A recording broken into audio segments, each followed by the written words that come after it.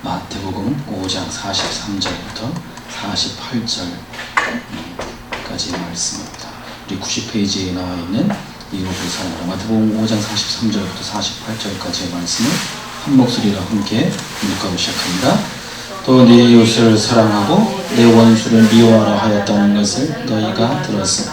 나는 너희에게 이르노니 너희 원수를 사랑하며 너희를 박해하는 자를 위하여 기도하라. 이같이 한즉 하늘에 계신 너희 아버지의 아들이 되리니 이는 하나님이 그 해를 악인과 선인에게 주시며 비를 의로운 자와 불의한 자에게 내려 주심이라. 너희가 너희를 사랑하는 자를 사랑하면 무슨 상이 있으려 세리도 이같이 아니하느냐. 또 너희가 너희 형제에게만 분한하면 남보다 더하는 것이 무엇이냐. 이방인들도 이같이 아니하느냐. 그러므로 하늘에 계신 너희 아버지의 온전하신 것 같이 너희도 온전하라. 아멘. 다음 페이지에 구체적으로 들어갑니다. 성경 기자가, 성경을 쓴 기자가 구약에 있는 어떤 본문을 이제 인용을 할 때 약간 무엇이 빠져 있거나, 왜냐하면 구약의 어떤 본문들은 구전으로만 들려지는 경우들도 있기 때문에 그냥 귀로만 들은 것을 옮기는 것을 정확하게 옮기는 게 쉬운 일은 아닙니다. 그러나 히브리어로 기록되어 있는 내용들이 있기 때문에 그렇게 옮기는데, 신약 시대에 옮기는데 크게 어려움은 없었지만 가장 어려운 건 예수님이 말씀하신 그 말씀들을 옮기는 게 가장 힘들었어요. 예수님이 공생의 기간에 계실 때 기록한 사람이 아무도 없기 때문에 다 말로 구전으로 전해 내려온 걸 신약 성경 복음서 기자들이 여러 곳에서 수집해서 한 권의 책으로 만들어내는 게 가장 어려웠습니다. 구약도 마찬가지. 구약은 더 시대가 신약보다 더 옛날 시대이기 때문에 자료들을 수집하고 한 권의 책으로 완성시키는데 상당히 어려움들이 있습니다. 오늘은 그 부분에 있어서 이런 게 있어요. 짜깁기라고 있어요. 짜깁기. 그러니까 지금 신천지 때문에 굉장히 시끄러운데, 이단들, 사이비들이 가장 많이 하는데 성경을 짜깁기 합니다. 자, 짜깁기의 샘플이 오늘 여기 나와 있어요. 유대인들이 아주 짜깁기를 잘합니다. 자, 어떤 식으로 짜깁기를 해서 자기들의 교리를 만들어서 이것이 하나님이 우리에게 내려주신 말씀이다 라고 짜깁기 한 것을 본인들의 교리로, 유대교의 교리로 만들어버렸어요. 그것을 예수님께서 다시 율법에 원래 말씀하신 말씀이 얻었다라고 하는 것으로 예수님이 다시 이끌어 가십니다. 자, 그게 바로 여러분들이 오늘 읽으셨던 본문의 첫 번째 말씀입니다. 자, 91페이지 원수를 미워하라 라고 하고 퀘스천 마크를 그려놨는데, 본문을 읽어보면 마태복음 5장 43절 말씀을 다 같이 한 목소리 읽어보겠습니다. 내 이웃을 사랑하고 내 원수를 미워하라 하였다는 것을 너희가 들었으나. 여태껏 계속해서 이렇게 너희가 살인하지 말라 하는 것 너희가 들었으나, 간음하지 말라 하는 것을 너희가 들었으나, 맹세하지 말라 하는데 너희가 들었으나 라고 하듯이, 오늘 이 본문도 예수님께서 너희가 듣기론 내 이웃을 사랑하고 내 원수를 미워하였다 하였다는 것을 너희가 들었으나, 이게 구약이 그렇게 말씀했다는 겁니다. 그런데 구약 성경에 이런 본문이 없어요. 유대인들이 이 본문을 짜깁기 한 거예요. 자, 어떤 식으로 짜깁기를 했냐면, 바로 레위기 19장 17절부터 18절의 말씀 더하기, 레위기 26장 7절 말씀을, 이 두 말씀을 이어서 붙인 거예요. 그래갖고 한 문장을 만들어 버렸어요. 자, 그럼 레위기 19장 17절과 18절은 어떤 말씀인가? 다 같이 한번 읽어봅니다. 너는 내 형제를 마음으로 미워하지 말며 내 이웃을 반드시 견책하라. 그러면 네가 그에 대하여 죄를 담당하지 아니하리라. 원수를 갚지 말며 동포를 원망하지 말며 내 이웃을 사랑하기를 내 자신과 같이 사랑하라. 나 여호와이니라. 이 말씀은 내 이웃을 사랑하라는 주제의 말씀이에요. 자, 보니까 그 다음에 원수에 대한 말씀을 짜깁기 한 게 레위기 26장 7절입니다. 다 같이 봅니다. 너희의 원수들을 쫓으리니 그들이 너희 앞에서 칼에 엎드려질 것이라. 이 두 말씀 중에 이웃을 사랑하라 더하기 원수를, 이게 또 미워하라고 나와 있지도 않아요. 아무튼 이렇게 해서 짜깁기 했어요. 자, 앞에 있는 말씀은 뭐냐면 내 형제를, 여기서 내 형제란 동족을 말합니다. 내 동족, 그러니까 이스라엘, 유대인들, 자기 동족에 대해서는 미워하지 말고, 그리고 네 이웃이 뭐 잘못한 거 있으면 타일러라. 그리고 자기 백성끼리 앙심을 품거나 원수 갚는 일이 없도록 해라. 네 이웃을 네 몸과 같이 사랑해. 이거는 납득이 충분히 됩니다. 그런데 레위기 26장 7절이 문제입니다. 너희의 원수들을 쫓으리니 그들이 너희 앞에서 칼에 엎드려질 것이라. 이 부분만 그냥 찝어서 낸 거예요. 찝어서 낸 거예요. 문맥상으로 전혀 이런 뜻이 아니에요. 자, 무슨 뜻이냐면 이런 거예요. 너희가 하나님의 말씀, 우상을 섬기지 않고, 그리고 안식일을 지키고 주님의 계명을 준행하면 철을 따라 열매를 맺게 될 것이고, 두 다리 쭉 펴고 살 정도로 평화가 찾아오게 될 것이고, 너희가 강성해져서 원수들을 쫓아낼 것이며 일당백으로 쫓아낼 것이며 단칼에 원수들이 쓰러지고 말 것이며 번성하고 창대하게 될 것이다 라는 거예요. 자, 무슨 말씀이냐면 이게 그러니까 여러분들 이렇게 원수와 적은 달라요.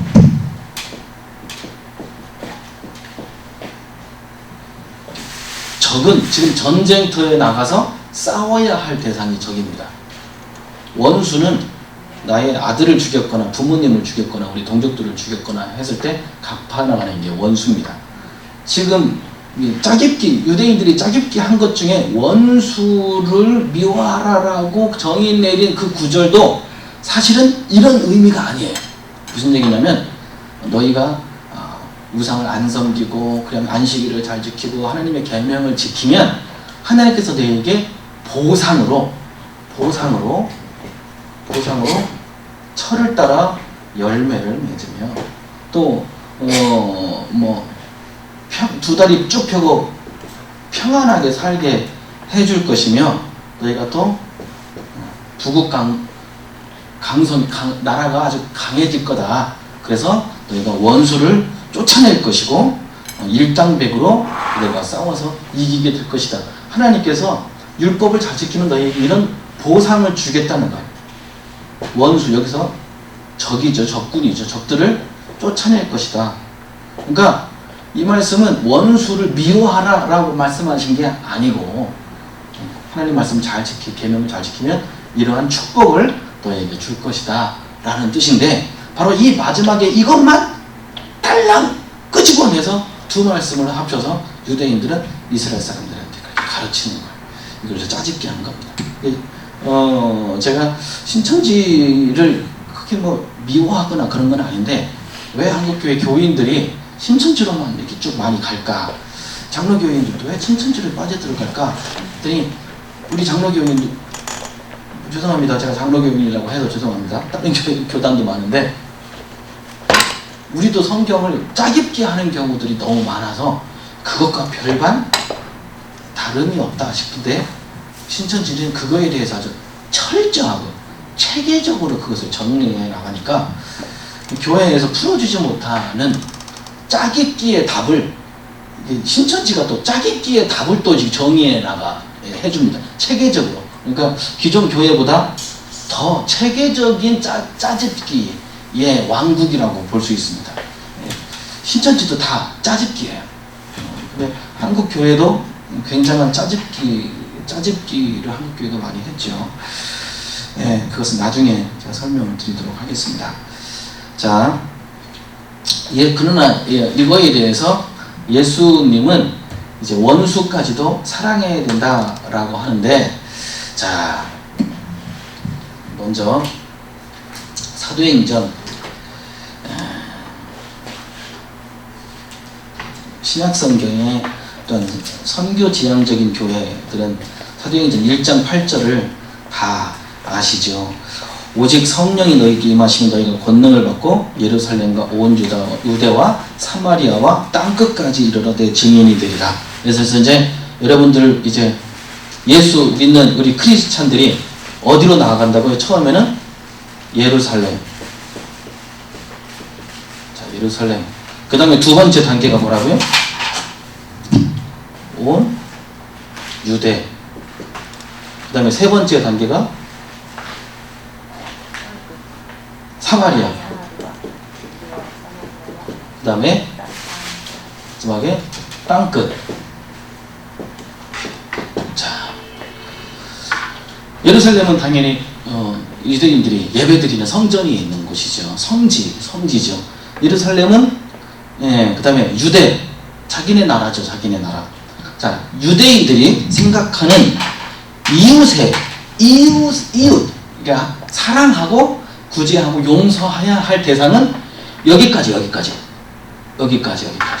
예루살렘과 유대를 넘지 못합니다. 이게 유대인들의 이웃사랑의 한계.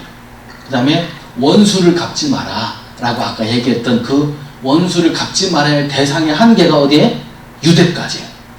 자, 그 다음에 사마리아부터 땅끝 이방에 이르기까지, 여기까지는 유대인들은 이걸 이제 원수라고 생각합니다. 여기서부터는 원수 개념이에요. 예루살렘과 유대까지는 이웃 개념입니다. 이게 유대인들의 개념이에요. 자, 여기서부터 여기까지는 원수 개념이니까 특히 사마리아 사람이나 땅끝까지 얘네들은 뭐라고 불러요? 원수를? 개라고 불러요. 개 같은 사람 또는 개 취급을 하기도 합니다. 이방 지역이라고 그러면 예수님이 두로라든지 갈릴리 북쪽 지방에 전도하러 가고 그러면 예를 들어서 그 딸내미가 죽을 병에 걸려있는 엄마가 예수님, 내 딸 좀 고쳐달라고 합니다. 예수님께서 안 고쳐준다고 그렇게까지도 얘기하죠. 그러면 그게 바로 유대인들의 전도 방식이에요. 이방 여인들은 안 고쳐줘야 돼요. 만나지도 말아야 돼요. 그들은 이방 백성들이니까. 그런데 그 여인이 예수님 앞에 간곡히 부탁을 합니다. 당신들의 마음을 내가 압니다. 그런데 개들도 주인의 상에서 떨어지는 부스러기를 먹나이다 그래요. 개들도 자신들이 개 취급당하는 걸 알아요. 유대인들한테. 그런데 이 개도 주인의 상에서 떨어지는 부스러기를 먹나이다. 아주 정답을 얘기합니다. 내가 이방인인 것은 보잘것없는 또 하나님에게서 그리고 떨어짐 받은 그런 개 같은 존재라고 불러도 좋사오나 그래도 당신들의 은혜에, 하나님의 은혜에 떨어지는 부스러기를 우리도 사모합니다. 이방인들도 이렇게 하나님의 은혜를 사모한다라고 하는 걸 그 여인에게서 아주 수로분이게 여인 사건이죠. 예수님께서 네가 옳도다. 그 여인에게만 네가 옳도다. 칭찬을 합니다. 그러면서 그 병든 딸을 고쳐주시죠. 그게 바로 예수님께서 그 여인에게 모질게 얘기한 것도 내가 그 하나님의 말씀과 구원을 이방인의 개들에게 주는 것이 마땅하지 않도다. 그 불쌍한 여자한테 예수님이 개 취급합니다. 직접 그 여인을 보고 개라고 얘기합니다. 개들에게 주는 것이 마땅치 않다. 그런데 그 여인은 주인의 개도 그 주인의 상에서 떨어지는 부스러기를 먹고 삽니다. 그 여인이 말한 게 정답이에요. 근데 그 자리, 예수님이 계신 그 자리에 누가 있었냐면 바로 바리새인, 유대인, 사마리아인들이 그 자리에 있습니다. 예수님께서 그 광경을 다 가르치시는 시청각 교육을 하는 거예요. 어떤 분들은 예수님 너무하시다 그렇게 얘기합니다. 어떻게 그 죽을 병에 걸린 딸을 고쳐달라고 온 그 여인을, 수로보니게 여인에게 어떻게 예수님이라는 분이 개에게 주는 것이 마땅치 않다 그러면서 개 취급을 하실까? 그것도 다른 사람이 그 얘기를 했다 그러면 이해가 가는데 예수님의 입에서 그런 추악한 말을, 험악한 말을 할 수 있을까? 그런데 어떤 말을 예수님이 듣고자 했냐면 이 시청각 교육을 이제 바리새인들, 유대인들한테 보라 이거예요. 자, 내가 이렇게 얘기했는데 이 여인이 뭐라고 대답했다고? 개들도 주인의 상에서 떨어지는 부스러기를 먹습니다.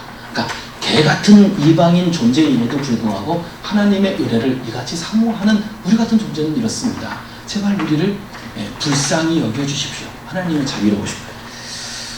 예수님께서 이 여인에게 네 말이 옳다고 칭찬합니다.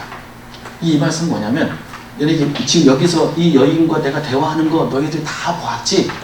너희들 여기 따라온 유대인들, 바리새인들, 니네 봐봐. 니네는 이방 사람들을 개취급하고 하나님의 구원, 하나님의 자비를 베풀 필요가 없다라고 얘기하지만, 이 여인들 봐라. 자신들이 개취급 당하는 입장임에도 불구하고 이렇게 하나님의 은혜를 사모한다. 이를 고쳐주지 않을 수 있느냐? 이런 여인의 간구를 들어주지 않는 하나님이시겠느냐? 그래서 그 여인을 칭찬하고 그 여인의 믿음을 아주 축복합니다. 이게 바로 유대인과 예수님과의 차이예요. 유대인들은 예루살렘과 유대, 자기네 나라 여기까지만 이웃이라고 생각하고 이들에게 친절을 베푸고 사랑합니다. 내 이웃을 내 몸과 같이 사랑하라고 하는 대상 여기까지입니다. 그리고 사마리아부터 해서 땅끝 이방 사람들에게까지는 맨날 개 취급하면서 이들을 원수 취급합니다. 이 원수 취급은 아까 레위기에서 짜깁기 했던 그 구절을 끄집어내서 이렇게 가르친 거예요. 자, 그렇다면 예수님께서는 이들에게까지, 이게 이제 예수님은 이 이웃을 사랑하라는 이 개념을 이 예루살렘, 유대, 사마리아, 땅끝 이 모두가 예수님의 개념이에요. 예수님은 이 이웃사랑을 끝까지 펼치십니다. 이건 뭐 당연한 정답이죠. 자, 그런데 이 본문이 오늘날 바로 오늘 이 시점에서 코로나19 사태를 바라보는 한국 교회의 입장을 이 땅에 한번 두 가지 상반된 입장을 오늘 이 본문을 통해서 제가 전해드릴게요. 자, 과연 크리스천들은 그 당시 이 개념으로 오늘날의 크리스천들은 과연 유대인의 개념일까? 예수님의 개념일까? 저는 너무 안타까워요. 이 우회인, 유대인의 개념으로 오늘날 크리스천들이 신앙생활 하는 것을 보고 있는 증거들을 제가 보여드릴게요. 증거들. 간혹 예수님의 시점으로, 예수님의 시각으로 이들을 대하는 사람들이 가끔 나타나는 모범 사례죠. 코로나 사태를 통하여 우리가 어떤 시각으로 대해야 될까? 이따가 한번 적용해 봅시다. 자, 오늘 다시 한번 교과서 한번 내어보십시다.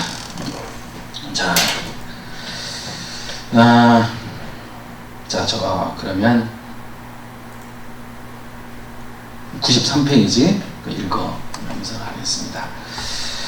유대인들은 사랑해야 할 대상과 미워할 대상, 사랑해야 할 대상, 미워해야 할 대상을 이웃과 원수로 딱 잘라서 얘기했지만, 예수님은 두 대상 모두를 사랑해야 할 대상으로 통일시켜 일치시켜 줍니다.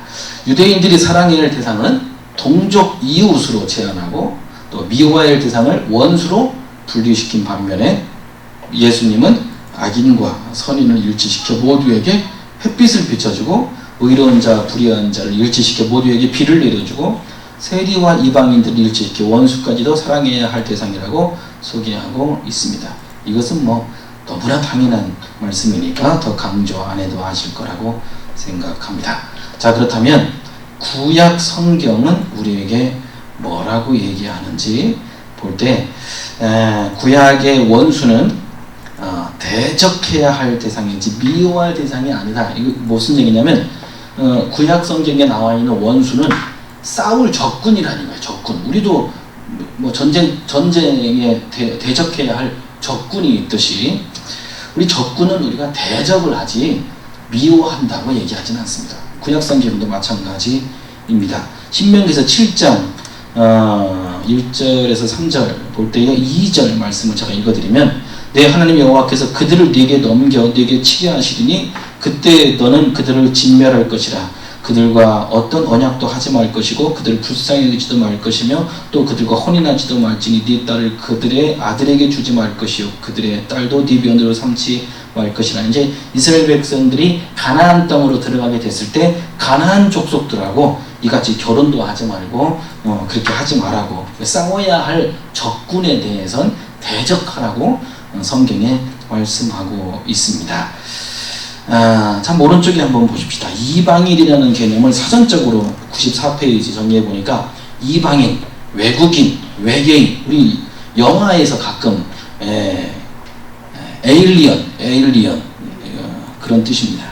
외계인, 외국인, 이방인. 이 고대인들은 이 이방인들에게 아주 적으로 간주하거나 죄인이나 원수 취급했던 이 고대인들은 그러한 사회적 풍토 속에서 살아왔다라고 하는 것을 제가 말씀드리려고 합니다. 그 중간에 보니까 유대인의 이웃과 이방인에 대한 인식을 살펴보니까 고대 유대인들은 역사적으로 보니까 이웃 개념을 자기 민족과 종교, 즉 유대교에 속한 유대인들로만 제한시키고 유대인이 아닌 모든 사람을 외국인으로가 아니라 원수로 여기라고 가르쳐왔다는 겁니다. 이러한 사실은 역사 속에서 뿐만 아니라 구약 성경에도 잘 나타나 있는데 유대인들은 유대인이 아닌 모든 대상을 개로 간주하고 멸시했으며 옛날엔 동족이었던 사마리아인들에게도 마찬가지 개 취급했습니다. 그러나 이러한 유대인들의 율법 해석은 구약 성경의 가르침과는 거리가 멉니다. 이방인은 도와줘야 할 대상이라고 구약 성경은 말씀합니다. 레위기 19장 34절에 보니까 중간에 내가 너희와 함께 사는 그 외국인 나그네를 너희의 본토인처럼 여기고 그를 너희의 몸과 같이 사랑하여라. 너희도 이집트 땅에 살 때는 외국인 나그네 신세였다. 내가 주 너희의 하나님이리라. 신명기 10장 18절에 보니까 그는 압이 없는 자와 과부를 판단하시며 타국인을 사랑하시어 그에게 음식과 의복을 주시느니라. 또 신명기서 24장 19절 맨 밑에 보니까 그것은 외국 사람과 고아와 과부에게 돌아갈 몫입니다. 그래야만 주 당신의 하나님이 당신들이 하는 모든 일에 복을 내려 주실 것이다. 시편 146편 9절에 주님께서는 타국인들을 보호하시며 압이 없는 자와 과부를 구제하시니 악인의 길은 뒤엎으시리다. 스가랴 7장 10절에 보니까 과부와 아버지 없는 자와 타국인과 가난한 자를 학대하지 말며 라고 가르치고 있습니다. 또 11조에 대해서 말씀하실 때 신명기 26장 12절에 새해마다 3년마다 11조를 드리는 해가 되면 당신들은 당신들의 모든 소출과 열의 하나를 따로 떼어서 그것을 레위 사람과 외국 사람과 고아와 과부에게 나누어 주라고 말씀합니다. 또 원수에 대한 태도를 구약 성경의 출애굽기 23장 4절 5절에 네가 만일 네 원수의 길 잃은 소나 나귀를 보거든 반드시 그 사람에게로 돌릴지며 네가 만일 너를 미워하는 자의 나귀가 짐을 싣고 엎드려짐을 보거든 그것을 버려두지 말고 그것을 도와 그 짐을 부릴지니라. 잠언서 25장 20절부터 21절에 보니 마음이 상한 사람 앞에서 즐거운 노래를 부르는 것은 추운 날에 옷을 벗기는 것과 같고 상처에 초를 부는 것과 같다. 네 원수가 배고파 하거든 먹을 것을 주고 목말라 하거든 마실 물을 주어라. 사도 바울은 잠언서의 본문을 인용하면서 로마서 12장 20절에 네 원수가 줄이거든 먹이고 목마르거든 마시게 하라. 그리함으로 네가 숯불을 그 머리에 쌓아놓으리라. 이와 같이 구약 성경은 이방인, 외국인들을 돌봐주고 원수까지도 선하게 대하라고 가르치고 있다는 사실을 알고 있습니다. 그런데 유대인들이 짜깁기 하듯이 이웃에 대한 옛 계명을 왜곡시켜서 가르쳤는데 거기에는 그만한 이유가 있습니다. 트라우마 때문에 그렇습니다. 트라우마. 자, 무슨 트라우마냐? 96페이지 맨 위에 보면 이스라엘 백성들은요, 여러분들 이스라엘 나라라는 게 우리나라는 참 복된 나라예요. 조선이 몇백 년이죠? 고려하고 조선만 따지면 조선 왕조 500년이라고 그러죠.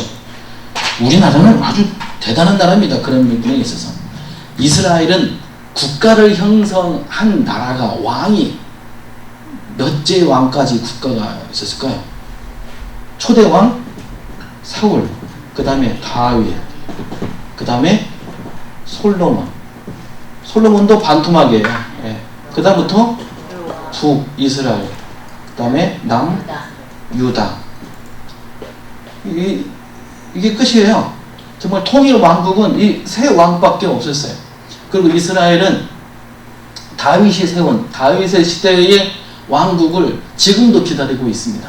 그래서 다윗의 자손으로 오시는 메시아를 기다립니다. 그래서 지금도 이스라엘 국기가 다윗의 별 모양을 그리고 있는 이유가 다윗과 같이 우리나라로 따지면 우리나라도 이런 조선시대의 그 훌륭한 왕처럼 이 대한민국도 지금 훌륭한 대통령이 나왔으면 좋겠다 뽑자면 다들 막 세종대왕을 뽑을 거예요. 이스라엘은 그런 명성을 가진 사람이 다윗을 뽑습니다.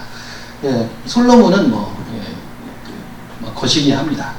예, 솔로몬 때문에 북이스라엘과 남유다로 분열됐기 때문에 그렇습니다. 그리고 북이스라엘은 아수르의 멸망을 당하고 맙니다. 남유다는 어디에? 바벨론의 멸망을 당하고 맙니다. 아수르의 멸망을 당하고 북이스라엘은 아예 역사에서 사라지고 맙니다. 그리고 북이스라엘은 명칭 말고 북이스라엘은 사마리아. 그러니까 북이스라엘의 수도가 사마리아예요. 이 사마리아만 남게 돼요. 지금까지 사마리아만 남아 있습니다. 자, 근데 사마리아만 남아 있는데 아무튼 이스라엘은 다 멸망했다고 보는 이유가 아수르가 침략을 하면서 정책을 세웠는데 아예 그 민족을 말살할 말살 정책을 세웁니다. 예전에 일제시대 때 일본 애들이 썼던 그런 정책과 비슷합니다. 여기 사마리아 수도에 북이스라엘 백성들을 타지로 다 이주를 시켜요. 우리나라로 따지면 러시아나 그런 쪽으로 조선 사람들을 다 이주시키고 이 마을에 사마리아에 이렇게 아수르 군대 내지는 장교들, 군인들, 장교들, 법관들, 애들을 고위급에 있는 사람들을 이 사마리아에 이주시켜요. 그래서 사마리아에 남아있는 여인들이라든지 아이들이든지 그러면 여기 결혼을 시켜요. 그러니까 사마리아는 이게 짬뽕이에요, 짬뽕. 순수 혈통이 남아있지 않습니다. 아수르 사람들이 와서 사마리아에 거주하다 보니까 그러니까 이스라엘의 순수한 혈통이 남아있지 않다. 그래서 니네는 개 같은 민족이다 라고 유대 사람들은 사마리아를 무시하고 있는 거예요. 자, 그러면 이 바벨론에 멸망당한 유다도 마찬가지 바벨론의 포로로 잡혀가 있겠네요. 바벨론은 그래도 양호합니다. 바벨론은 그래도 타고 자기들이 지배하는 나라에 대해서 그 민족을 존중해줘요. 종교의 자유를 주기도 하고 또 황제를 숭배하라고까지도 얘기하지만 나중엔 황제를 숭배했던 것도 나중에 바꿔서 하나님을 섬기라라고 자기들의 종교를 타 민족의 종교를 나중에 존중해 주기도 합니다. 근데 바벨론도 나중에는 이제 멸망을 당하게 되죠. 페르시아에 멸망당하고 이 페르시아도 또 그리스의 멸망을 당합니다. 이 그리스의 멸망은 나중에는 헬라, 로마의 또 멸망을 당합니다. 이런 식으로 바벨론, 페르시아, 그 다음에 그리스, 그 다음에 로마, 이게 이제 신약시대죠. 예수님 당시 신약시대. 이렇게 큰 엄청난 바벨론의 포로로 잡혀갔지만 그리고 유다가 다시 바벨론 포로에서 돌아와서 예루살렘 성전을 재건한다라고 했지만 이 바벨론이 페르시아에 멸망당하면서 이 또한 다 물거품이 됩니다. 그리고 또 대국 그리스가 또 페르시아를 점령해서 이스라엘뿐만 아니라 다 아주 주변 대국이 그러니까 이스라엘은 유다는 이게 뭐 독립이고 뭐고 나라고도 없어요. 이때뿐이에요. 이때뿐. 통일 왕국이 있을 때 남유다 이게 분열 왕국으로 있을 때도 마찬가지지만 그 이후에 나라가 없어요.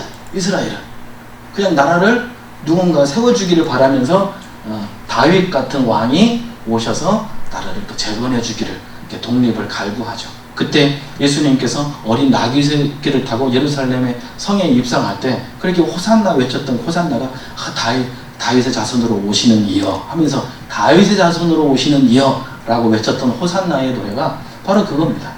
나라를 다시 세워주기를 열망하지만 결국은 그 소원을 이루지 못하고 예수님 당시에도 마찬가지 로마의 지배를 받고 있는 요렇게 이게 트라우마가 생긴 거예요. 다 외국인들에게 이스라엘 나라가 침탈을 당하고 침공을 당하니까 이스라엘 유대인들은 외국인들만 보면 트라우마가 생기는 거예요. 원수다. 우리나라 또 짓밟으러 온다. 우리나라 또 침공하는 거다. 외국인만 보면 다 배타적으로. 그러면서 이들이 바벨론에 포로 생활하면서 페르시아 밑에서 살면서 이들이 유대교라는 걸 창설합니다. 유대교라는 걸 유대교는 여러분 종교입니다. 에스라를 비롯해서 선지 학교에서 유대교가 탄생합니다. 유대교가 탄생하면서 여기에서 이제 바리새파도 탄생하고, 바리새파 또 사두개파도 여기서 빠져서 파벌이, 또 유대교 여러 가지 파벌이 있어요. 에세파도 생기고 여러 파벌이 생깁니다. 이게 사두개파는 성전 중심, 바리새파는 율법 중심.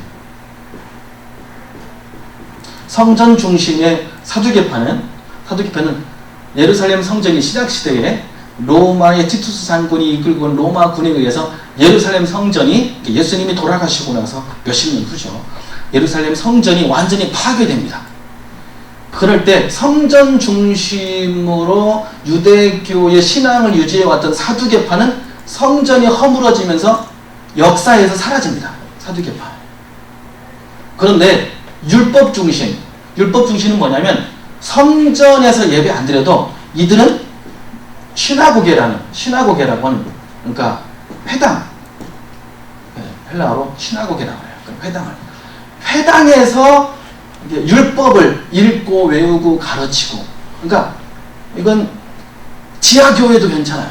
회당도 되고 그냥 이렇게 모이는 장소라도 어디에서든 율법만 있으면 바리새인들은 존재하는 거예요. 그러니까 예루살렘 성전이 파괴됐어도, 그래서 사두개파가 완전히 역사에서 사라지고 세력이 사라졌어요. 역사에서 세력이 아주 이렇게 작아지고 성전 파괴되니까 사두개파의 세력은 점점 좁아지더니 나중에는 역사에서 사라집니다. 근데 반대로 율법 중심으로 있는 바리새파 유대교인들은 회당이나 집에서나 가정에서나 그렇게 율법 중심으로 모이다 보니까 예루살렘 성전이 사라졌어도 바리새파들은 이렇게 세력이 계속 세력을 확장시킬 수 있어요. 유익한 것은 바리새파들 출신 중에 예수를 믿었어요. 예수 믿었어요. 예수 믿었는데 이들이 예수 믿어서 누구를 전도하러 다니냐면 유대인들을 전도하러 갑니다. 내가 옛날에는 율법 중심의 사람이었다.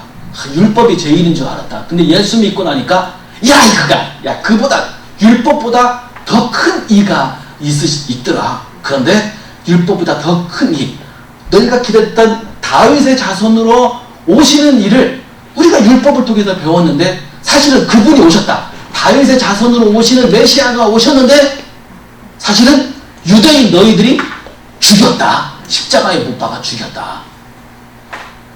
그런데 그분들이 주님이 너희들을 지금 용서하기를 원하고 계시다. 그랬더니 유대인들이 막 눈물 흘리면서 그러면 우리가 어떻게 합니까? 우리가 어찌할꼬 주 예수 그리스도의 이름으로 주 예수 믿고 세례를 받아라. 그러면 너희가 죄 사함을 받으리라 그랬어요. 이게 사도행전 오순절 사건 이후로 베드로가 한 설교예요. 그리고 이 바리새인 중에 서울대학교급 랍비를 훈련하는 바리새인 랍비 율법 선생을 훈련시키는 우리나라의 S대급 학교를 다니는 양반이 누구예요?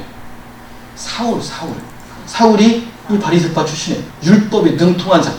이 바리새인 중에 바리새인인 사도 바울이 예수를 믿고 유대인들을 전도하기 시작하는 이런 식으로. 그래서 바리새인들은 신약 성경을 만드는데 혁혁한 공을 세웁니다. 이 마태복음, 오늘 공부하는 이 마태복음을 쓴 마태기자도 마찬가지. 그리고 요한도 마찬가지고 그 중에 가장 바리새인 중에 바리새인인 사도 사도 바울이 이런 식으로 예수를 믿고 유대인들을 전도하는. 그래서 사도 바울이 이게 유대인들 초대교회 어떻게 되는 거예요? 사도 바울이 아니면 이 이웃 개념을 예루살렘에서 유대 사도 바울의 입장을 따져보면 예수님 본받아서 어디까지? 사마리아. 그 다음에 또 어디까지? 땅끝까지. 예. 이게 누구에게서 온 거예요? 율법을 중시하는 바리새파 중에 예수를 믿고 유대인을 전도하는. 그래서 예수님의 복음의 순서대로 여기까지 이웃 개념을 여기까지 매기고 있어요. 자, 유대인들이 왜 이 사마리아 사람들도 좀 그래 잘못한 게 없지 않아 있습니다. 사마리아 사람들도 위에 북이스라엘의 수도였다고 그랬잖아요. 도시가 굉장히 큽니다. 피가 섞였다라고 하는 것까지는 이해할 수 있어요. 근데 바벨론 포로에서 남유다 백성들이 바벨론 포로에서 이게 나중에 돌아오게 됩니다. 제일 먼저 한 게 예루살렘 성전을 다시 재건하려는 것에 사마리아 사람들이 자기도 도와주고 싶은데 안 껴줍니다. 유대인들이 안 껴줘요. 이스라엘 사람들이. 그래서 사마리아 사람들이 성전 재건합니다. 방해를 하게 됩니다. 그래야 그때부터 사마리아 사람들은 이제 원수 취급 당하게 되지요. 자, 그것만 아니었으면 참 좋았을 텐데. 이스라엘 사람들은요, 성전 재건하는 걸 얼마나 중요하게 생각하냐면,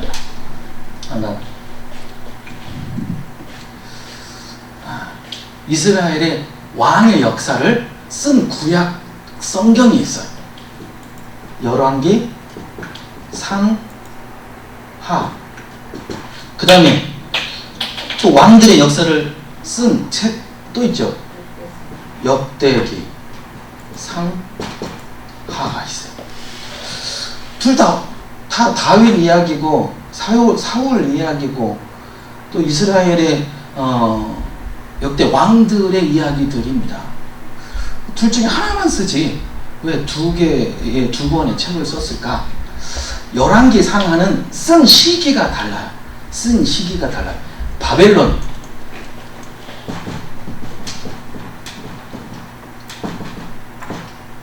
바벨론 포로 이전 또는 중간기에 썼어요. 바벨론 포로. 이게 열왕기 상하에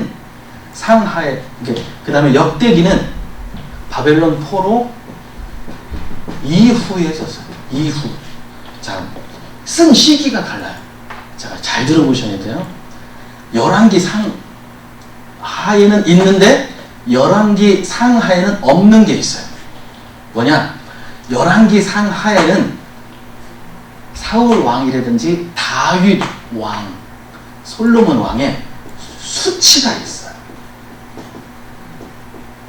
수치와 죄악이 있어요.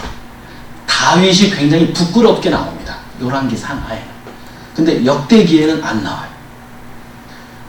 왜 그럴까? 수치와 죄악, 우리의 죄악으로 인하여 바벨론의 이스라엘이 멸망당하고 하나님께 심판을 받았다는 이스라엘의 신앙인 거예요. 우리가 왜 이렇게 나라가 분열되고 나라가 이렇게 다 쓰러지고 포로로 이렇게 붙잡혀 왜 이렇게 우리나라가 멸망할 수밖에 없었나? 그럼 하나님의 심판인데 뭐 때문에 심판을 받았나 그랬더니 우리의 죄악 때문이다. 그러니 우리 회개합시다예요. 그러니 다윗 같은 사람도 이러한 수치와 죄악을 저질렀습니다. 그래서 다윗이 하나님 앞에 침대가 적실 정도로 회개하니 하나님이 용서해 주지 않았습니까? 이스라엘 백성들이요, 다윗의 이런 죄악과 회개의 사건들을 통해서도 우리 이스라엘도 회개합시다. 포로 기간에 회개 운동이 벌어졌을 때 쓴 책이 열왕기 상하예요. 왕들의 수치와 부끄러움이 아주 적나라하게 쓰여진 책이 열왕기 상하예요. 근데 역대기에는 이 모든 게 없어요. 그 역대기에는 무슨 중심이냐? 솔로몬이 주인공인 것 같은 생각이 듭니다. 솔로몬이 주인공. 그럼 뭐 때문에 역대기는 어떤 메시지를 전하려고 역대기를 썼는가? 이것은 바벨론 포로 이후에 자, 우리 예루살렘 성전을 재건합시다. 이제 우리가 포로에서 돌아왔으니 신앙을 다시 처음부터 기초부터 다시 지읍시다. 근데 기초부터 신앙을 지으려면 모델이 있어야 되잖아요. 모델. 그래서 다윗은 성전을 짓지 못했지만 누가 졌어야 되지? 솔로몬이신 거예요. 1,000번째의 재물이. 그래서 11개 나오겠어요? 역대기에 나오겠어요? 역대기는 성전 재건이 메시지, 역대기는. 그래서 성전을 재건한 솔로몬이 어떻게 보면 다윗보다 더 부각이 됩니다. 11개하고는 또 다르죠. 11개는 솔로몬 때문에, 연합했기 때문에 나라가 분열된 걸로 그렇게 적나라한 솔로몬의 죄악들이 나오게 되죠. 그러니까 역대기에는 솔로몬의 영광과 신앙 고백과 성전 재건하는 내용들이 아주 막 또 자세하게 나옵니다. 이게 두 권의 책을 기록한 시기와 그 상황 배경이 다르기 때문에 내용을 이렇게 했습니다. 자, 구약 성경은요, 우리가 갖고 있는 성경책의 순서와 다릅니다. 유대인들도 구약 성경을 가지고 있어요. 타나크라고도 하는데요. 구약 성경에 유대인들은 우리가 갖고 있는 유대 구약 성경을 유대인들도 갖고 있으니까, 그런데 순서가 달라요. 기록 순서가 달라요. 우리는 지금 말라기가 마지막 책이잖아요. 말라기가. 그리고 열왕기 상하, 다음에 역대기 상하 있고, 이건 뭐 구약 성경의 한 중간 정도에 위치하고 있잖아요.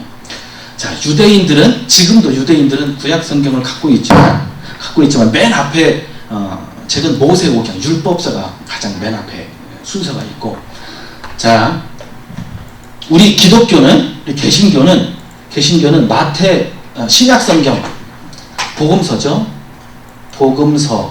복음서는 바로 예수님, 메시아가 메시아가 벌써 복음서를 통해서 오셨다라고 하는 걸 소개하고 있어요. 벌써 오셨어요. 그럼 바로 직전에는 뭐가 와야 돼요? 예언가들이 예언서를 통해서 메시아가 오실 것이다. 오실 메시아에 대해서 바로 직전에, 신약 성경 바로 직전에 구약에서 오실 메시아에 대해서 기록했을 거 아니에요. 그래서 소선지서, 대선지서 막 그렇게 있는 거예요. 신약 복음서 바로 직전에 이 순서가 있어요. 우리 개신교는 그래요. 자, 유대인들은 자기들이 갖고 있는 구약 성경을 편찬할 때 맨 마지막 책이 어떤 책일까요? 그걸 맞추시는 분은 오늘 여기 다 나왔어요. 이들은 메시아가 와서 성전을 재건하고 나라를 재건해야 돼요. 역대기예요, 역대기. 근데 예수님이 성전을 재건했어요? 성전을 무너뜨리라고 하셨어요? 그렇죠. 그래서 유대인들은 예수님이 성전을 그래서 예수님이 산헤드린 공회에 재판을 받으러 나갈 때 유대 종교 지도자들한테 재판을 받으러 나가서 예수님을 사형에 처해야 된다고 예수님의 두 가지 죄목을 얘기합니다. 첫 번째는 이게 두 번째, 사실은 이게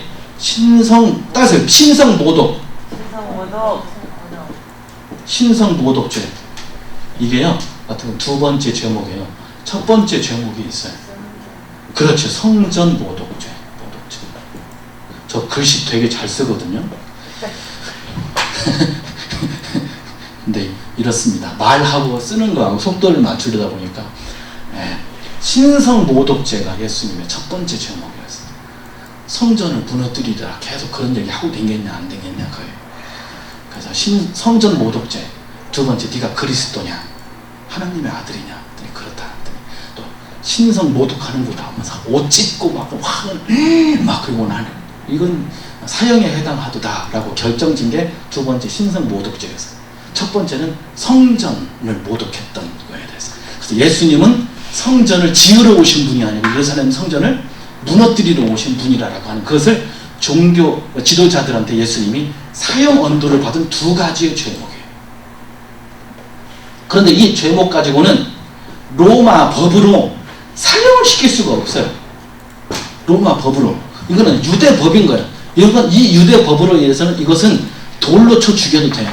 그런데 사형을 시킬 명분이 없어요, 얘네들은. 그 당시에는 로마가 지배하고 있었으니까. 그래서 로마 총독인 빌라도에게 데리고 간 거예요. 빌라도에게 이 두 가지를 갖고 이 사람은 엄청나게 많은 팬들이, 예수님은 엄청나게 많은 군중들이 있고 팬들이 있지만, 이게 빌라도 앞에 가서 사형을 시켜달라고 해야 되는데, 빌라도한테 이런 법을 적용해서, 아니 니네들 족속들의 종교적인 분란으로 생긴 이걸 갖고 야, 사형을 시키기는 그렇다. 우리 로마 법에는 해당이 안 돼. 그건 유대인들 니네들의 풍습이지 로마의 법으로는 이런 사람을 사형시키면 안 된다. 뻔히 하니까 이들이, 종교 지도자들이 자기네끼리는 이것으로 예수님을 사형언도를 시켜놨지만, 죽이긴 빌라도 앞에 가려면 요거는 그냥 저를 따라서 보자. 잡범은 곤장, 곤장을 때려서 내보내면 돼요. 곤장. 예수님은 잡범, 이 제목으로는, 로마의 법으로는 예수님은 잡범 수준으로 곤장을 맞아서 내보내면 돼요. 그런데 이제 종교 지도자들이 빌라도 앞에는 다른 죄목을 가지고 나옵니다.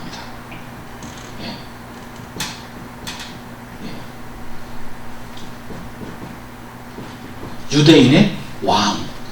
아니, 로마의 황제가 따로 있는데 예수님이 유대인의 왕이라고 하고 다녔더라. 그러면 뭔 거예요, 이게? 이거는 쿠데타죠, 쿠데타. 죄목이, 여기서는 빌라도 앞에서는 원래 예수님을 죽이려고 했던 유대인이 두 가지 했던 이것은 빌라도 앞에서는 전혀 한마디도 안 나옵니다. 한마디도 안 나와요. 빌라도가 물어봅니다. 네가 유대인의 왕이냐? 네가 그리스도냐? 그걸 갖고 종교 지도자들이 고소했으니까. 근데요, 모순이 있습니다. 모순이 있어요. 예수님이 십자가에 못 박혀 돌아가실 때 그 십자가 맨 위에 죄목을 쓰는 곳에 빌라도가 이게 종교 지도자들의 속셈을 다 알고, 그들의 비리를 다 알고, 이 죄 없는 선하신, 근데 빌라도가 계속 신문을 합니다. 조사를 다 해요. 예수님에 대해서 조사를 해봤더니 다 착한 일밖에 없어. 좋은 일밖에 없어. 이제 빌라도는 종교 지도자, 그날이 6월절 전이에요. 6월절. 그러니까 전 세계에 흩어졌던 디아스포라 유대인들이 다 집합을 했으니까 밀란이 일어날까 걱정을 합니다. 그러면 빌라도는, 나는 잠시 여기에 파견된 총독인데 여기서 밀란이 일어나면 빌라도 본인이 얘기하죠. 난처해집니다. 황제한테 불려가죠.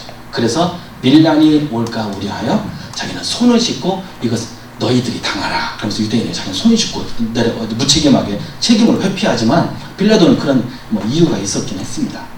자, 빌라도 앞에 나가서는 신성 모독죄나 성전 모독죄가 사형에 해당하는 죄가 아니기 때문에 종교 지도자들이 왕이라는, 그러면서도 빌라도는 이 모든 종교 지도자들의, 유대인들의 속셈을 다 알고 예수님의 죄패 위에 자세하게 유대인의 왕 그리스도 예수 빌라도가 써줍니다. 빌라도가 뒤끝이 있어요. 뒤끝이 아주 손은 사람들 앞에서, 유대인들 앞에서 씻었지만 뒤끝 있는 양반이에요. 그리고 자 보세요. 빌라도 유대인이에요, 이방인이에요? 이방인이죠. 그리고 예수님이 십자가에 돌아가실 때 이 모습을 보고 저 사람은 정말 하나님의 아들입니다 라고 고백했던, 십자가 현장에서 최초로 고백했던 사람은 누구일까요? 백부장이 십자가에서 예수님이 돌아가신 그 광명을 보고도 저 사람이 진정한 하나님의 아들. 자, 예수님이 진정 하나님의 아들이라고 십자가 밑에서 고백했던 사람이 유대인이에요, 이방인이에요? 이방인이에요. 성경은 또 마태복음은 곳곳에서 이방인들이 이렇게 예수님을 하나님의 아들이라고 고백하는 고백들을 또 예수님께서 또 부릅니다. 어떤 백부장이 자기 집에 하인이 죽을 병에 걸려갖고 있는데 백부장이 직접 나서기도 합니다. 그리고 또 이제 다른 성경에서는 이게 평행 본문이라고 그래요. 어느 한 성경에서는 백부장이 직접 나서서 내 집에 하인이 있는데 고쳐주십시오. 근데 예수님께서 그래 가자 그랬더니 아이고 저희 비 누추합니다. 또 유대인들은 이방인의 집에 안 들어갑니다. 그런 것을 아니까 유대인인 예수님이 이방인인 백부장의 집에 들어오는 게 꺼려하고 그렇게 들어오셨다간 우리 집에 이방인인 백부장의 집에 들어왔다간 예수님은 주변 사람들한테 욕먹죠. 욕먹죠. 그래서 그것까지 백부장이 배려합니다. 말씀만 하시옵소서. 제가 부리는 사람들이 많으니까 말씀만 하십시오. 그 모습을 보고 예수님이 내가 여기 모든 땅을 다 돌아다녔는데 이 사람만한 믿음이 없더라. 유대인보다도 이스라엘 백성들보다도 더 큰 믿음을 가졌다고 이방인 백부장의 믿음을 칭찬하십니다. 아까 수로보니게 여인의 믿음도 예수님께서 칭찬하십니다. 이방인들을 더 칭찬하고 이방인들의 신앙 고백이 더 높고 크다라고 하는 것을 우리에게 있다는 것을 예수님께서 보여주십니다. 상식. 자, 어떤 이제 다른 평행 본문에서 이 백부장이 직접 안 오고 이제 그 서기관이나 유대인 장로들이 예수님께 옵니다. 그래서 예수님, 백부장의 아들이 백부장 집에 하인이 이렇게 병들어서 고쳐주십시오. 뭐 유대인들이 와서 그래요. 이방인인 백부장한테. 백부장이 뭐예요? 백부장이 100명의 부하를 거느린 장수예요. 100명의. 그러면 10부장은 뭐겠어요? 10명의 부하를 거느린. 또 50부장도 있어요. 50부장은 50. 그럼 이게 사도행전에 나오는 1000부장은 1000명의 부하를.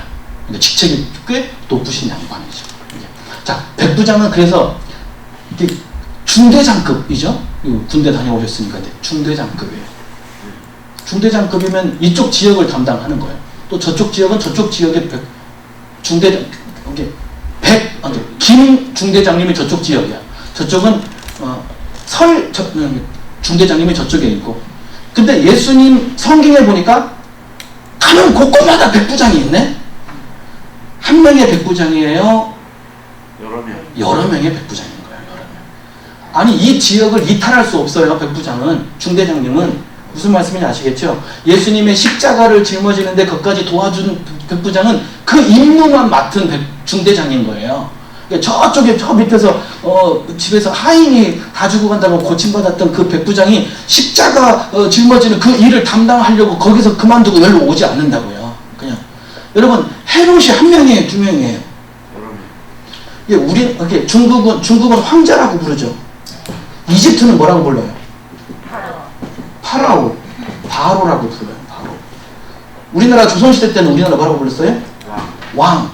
그러면 이스라엘은요? 헤롯이라고 불렀어요. 왕을 얘기하는 거예요. 왕. 예. 무슨 말씀인지 아시겠죠? 이게 모르는 분들은 그 이집트에 다 바로 왕이야. 다 바로 왕. 그러면 한 명의 바로 왕이 한 2000년 산 것 같아. 그냥 이게 앞에 그 시대에 바로 이름이 따로 있을 뿐이고 이집트는 왕의 호칭을 파라오라고 하는 거예요. 로마는 여러 황제들이 있는데 앞에 이름이 따로 있고 황제가 있는 거고 이스라엘 또한 헤롯이 있는 거예요. 이거 이제 이해하시겠죠? 자, 백부장도 마찬가지예요. 백부장도 여러 백부장 중에 맞는 거예요. 근데 이제 백부장이 하인인데 다른 분에게는 유대 율법 선생들이 우리 백부장님은요, 우리 성전도 지어주고 회당도 우리 동네 회당도 지어주고요, 우리들을 선하게 대해줬고요, 그리고 우리 이스라엘 사람 중에 데리고 가서 하인으로 데리고 하는데 우리 동족인 하인이 병들었다고 우리 백부장님이 예수님께 지금 고쳐달라고 합니다. 어제 그런 훌륭한 백부장 우리 하인 고쳐줘야 되지 않습니까? 하면서 유대인들이 예수님 앞에 와서 백부장을 변호하고 성경은 이방인들, 로마인들 고쳐줘도 누구까지도 예수님을 십자가에 못 박는 장군인 빌라도까지도 성경을 읽어보면 이 사람이 선한 사람이야. 빌라도를 보니까 빌라도는 예수님을 풀어주려고 노력한 사람이야. 성경은 이방인들에 대해서 그렇게 기록을 합니다. 대신 성경은 유대인들을 맨날 책망합니다. 바리새인들, 너희가 예수를 죽였어. 자, 그러니 성경의 마태복음부터 요한계시록까지 유대인들이 생각하는 이웃의 한계를 예루살렘과 유대라고 정해놓은 이웃의 한계를 예수님께서 다 깨뜨리시고 원수처럼 개처럼 취급하는 사마리아 그리고 땅끝까지, 예, 그게 하나님의 구원의 영역이라고 예수님께서. 이것 갖고 유대인들은 예수님을 죽이고 말죠. 늘 유대인들은 예수님이 가시는 곳곳마다 방해하고 손가락질합니다. 제일 많이 한 게 죄인과 세리 같이 밥을 먹고. 여기 이 책에서는 뭐라고 기록했냐면, 자 이게 집이 있습니다. 집을 제가 그림 잘 그리는데 예수님이 계세요.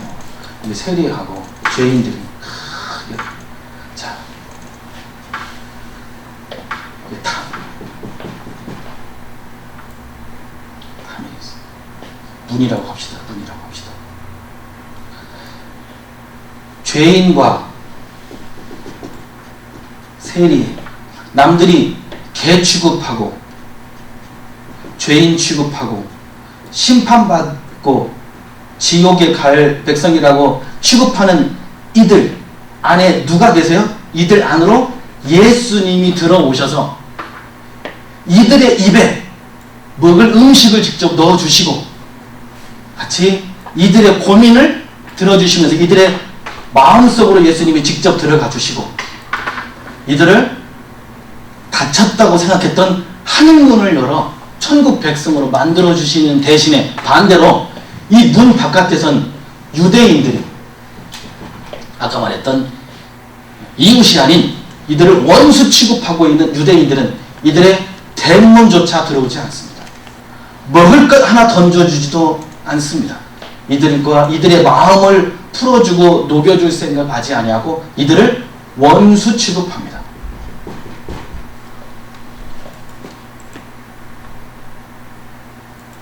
자, 오늘날 우한, 중국의 우한, 일주일 사이에 2가지의 영상을 봤고 그런 영상을 해석하시는 목사님들의 이야기를 듣게 되었습니다. 우한이 몇 년 전부터 저희 이제 중국의 동료 선교사들이 다 쫓겨났어요. 사실은 다 쫓겨나서 5년 전부터 몇 명쯤 남아있지 않습니다.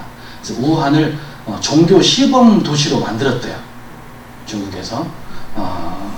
그래서 기독교 교회를 불태우고 십자가를 다 불태우고 그래요. 그래서 지금 이제 그 영상이 유튜브로 돌면서 목사님들 이런 해석을 합니다. 종교를 탄압하고 기독교를 탄압한 것에 대한 하나님의 심판이다 라고 해석을 하더라고요. 참 마음이 아팠어요. 일주일 후에 같은 지역에서 이런 동영상이 돌아왔어요. 어떤 분이 노란색 옷을 다 그 우비를 입고 한쪽에는 가방을 메고 하나씩 무엇을 전해주는 거예요. 우한에 있는 사람들을 지나다니면서 마스크 전도를 하는 거예요. 마스크.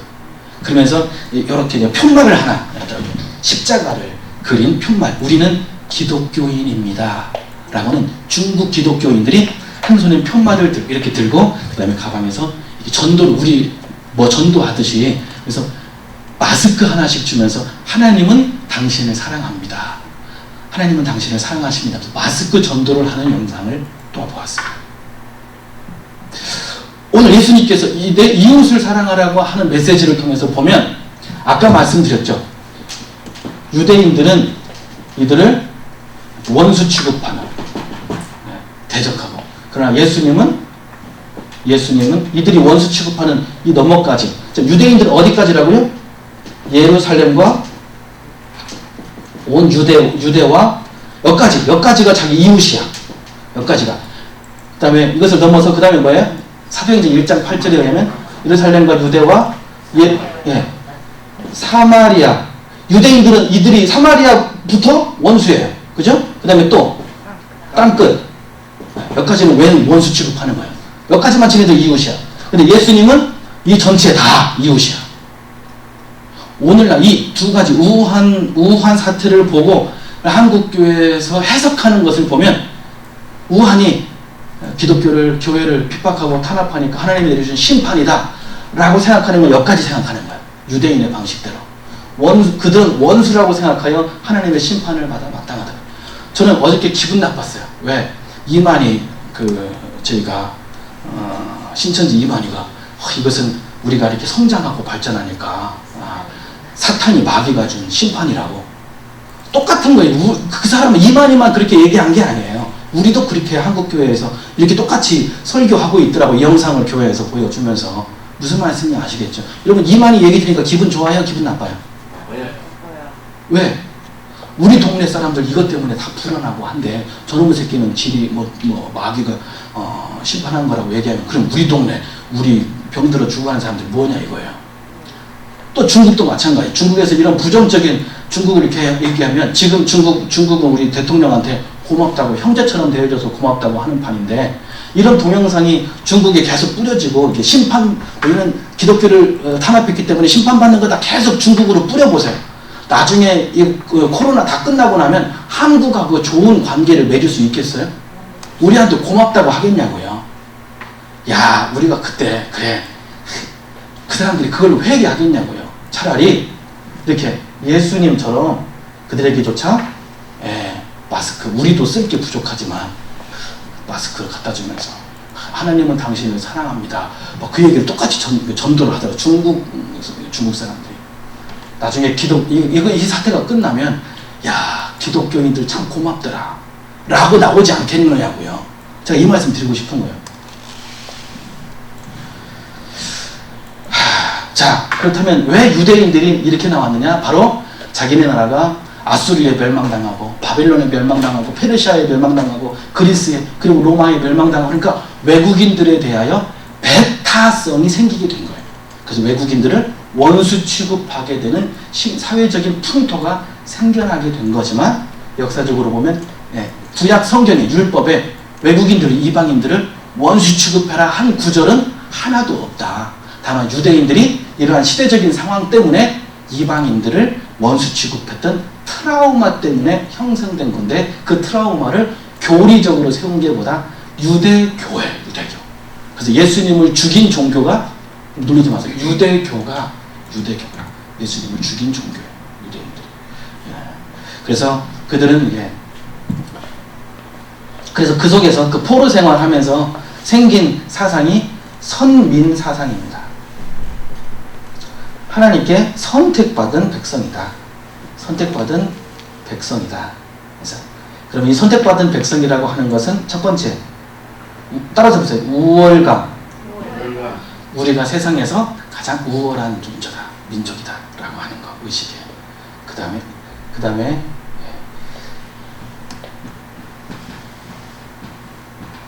지배의식. 우리 이스라엘인 우리 유대인들은 다른 나라를 지배하고 그 땅을 빼앗아도 된다. 정복심이 여기서 생깁니다. 정복심, 우월감. 이런 게 선민사상이 한국에도 많이 들어왔습니다. 어디에서 나오냐? 우리가 비행기를 타고 가도 말이야. 다들 하나님이 나 때문에 이 큰 비행기를 띄우시는 거야. 어떤 식당을 갔는데 그냥 나 혼자 갔을 때는 텅텅 폈는데 한 밥 먹다 보니까 사람들이 막 손님들이 막 가득 차. 야, 하나님이 나를 복 주시니까 이 식당도 복 받는 거야. 야, 내가 처음에 식당 들어올 때는 아무도 없었는데 야, 내가 식당 들어오고 나서부터 손님들이 이렇게 막 벌써부터 꽉 차네. 내 우월한 의식을 갖는 이게 선민 사상, 선민 의식이에요. 좋게 해석하면 좋은 건데 이스라엘이 이것 때문에 전 세계에서 자기들만 선택된 백성이고 이방인들, 한국 대한민국 사람들 여러분들 구원받는 거 싫어합니다. 유대인들은 자기들만 구원받기를 원하고 그것만 원하고 있어요. 미국도 구원받는 거 싫어요. 근데 다른 타민족은 이스라엘이 받아들이지 않습니다. 그래서 배타의식이 그래서 생긴 거예요. 바벨론에 이렇게 포로 생활 침탈당하고 그러니까 타민족이랑 이방인이 하면 컴플렉스, 트라우마 때문에 우월감, 그리고 지배의식. 이 지배의식은 정복, 전쟁을 일으키는 명분이 됩니다. 그리고 배타의식. 한국 사람들, 예수 믿는 사람들이 좀 배타의식 가지고 있는 건 내가 예수님을 닮은 게 아니고 유대교를 닮았다라고 생각하시면 돼요.